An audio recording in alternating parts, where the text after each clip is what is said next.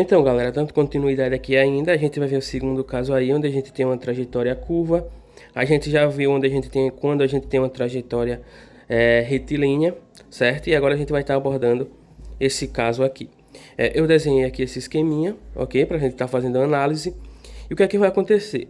No caso de uma trajetória curva, quando o módulo de A é diferente de zero, quando o vetor aceleração ele é diferente de zero, ou seja, quando o vetor aceleração ele não é nulo, é não nulo, certo?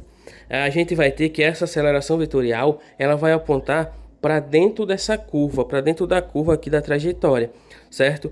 E como ela aponta aqui para dentro da curva da trajetória, e ela é um vetor, a gente pode pegar esse vetor aceleração e decompor ele em suas componentes. Se a gente analisar bem, a gente usa aqui, se a gente decompor aqui esse vetor A, a gente vai ter o seguinte, ó. A gente vai ter um vetor aqui. E a gente vai ter... Cadê? Deixa eu pegar outra cor aqui, rapidinho. E a gente vai ter um outro vetor aqui, tangente à trajetória. A esse vetor, a esse componente dessa aceleração, que é tangente aqui à trajetória, a gente dá o nome de aceleração tangencial, beleza? Já para esse componente aqui da aceleração, esse componente aqui, ele é radial, ou seja, ele aponta aqui na direção do raio dessa trajetória, a gente vai chamar esse componente aqui de aceleração centrípeta ou aceleração radial, mas normalmente a gente usa aceleração centrípeta, certo?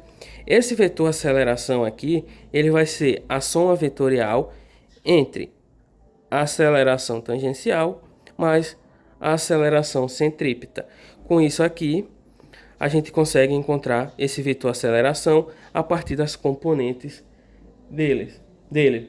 Beleza? A gente também tem que entender o seguinte, que essa aceleração tangencial aqui, o módulo dela vai ser igual ao módulo da aceleração escalar, ou seja, a aceleração tangencial, o módulo dela vai ser igual ao módulo da aceleração escalar, que a gente pode representar por alfa ou por A, certo? Eu representei aqui por alfa, certo?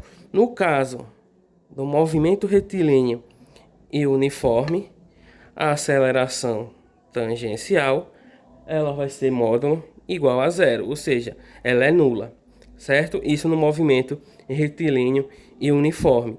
Já para a gente calcular aqui o módulo da aceleração centrípeta, a gente vai dizer que o módulo da aceleração centrípeta, certo? Vai ser a razão entre o módulo do vetor velocidade pelo raio da curva, onde, se a gente estiver tratando aí uma trajetória que seja circular, o raio que a gente vai ter aqui vai ser o próprio raio dessa trajetória circular. No caso, se a gente tiver aqui essa trajetória aqui circular e ela tem um raio R, o raio dessa trajetória circular vai ser exatamente esse raio que a gente vai estar usando aqui. Só que pode acontecer da gente apenas ter uma trajetória curva, certo? Se a gente tiver uma trajetória curva, para a gente saber o raio que a gente vai usar, a gente tem que desenhar uma circunferência que seja tangente a essa trajetória aqui. No caso desse caso aqui, nessa trajetória curva. E nesse caso, o raio que a gente vai estar usando vai ser exatamente o raio dessa circunferência que é tangente a essa trajetória aqui. No caso, se a gente não tiver uma trajetória circular, no caso, se for uma trajetória curva. Beleza? Para quem não entendeu, se não ficou bem claro, a gente tem que imaginar o seguinte, ó, a gente tem aqui, ó, uma trajetória curva, certo? Como ela não tem um raio definido, o que é que a gente vai fazer? A gente vai pegar essa trajetória, certo? E a gente vai desenhar aqui nela uma circunferência, onde essa circunferência ela tem que ser tangente a essa trajetória. Se essa circunferência for tangente à trajetória, a gente pode usar o raio dela e usar aqui na expressão que dá pra gente o módulo da aceleração centrípeta, beleza? Outra coisa aqui que a gente também tem que entender é o seguinte, vamos lá, em módulo, certo? Em módulo, a aceleração centrípeta no movimento circular e uniforme, em módulo, a aceleração centrípeta, ela sempre vai ser igual em todos os pontos da trajetória circular, certo? Ela vai ser sempre constante em todos os pontos, isso em módulo. Só que se a gente for analisar a direção dessa aceleração centrípeta, vamos lá, ó. Deixa eu desenhar aqui.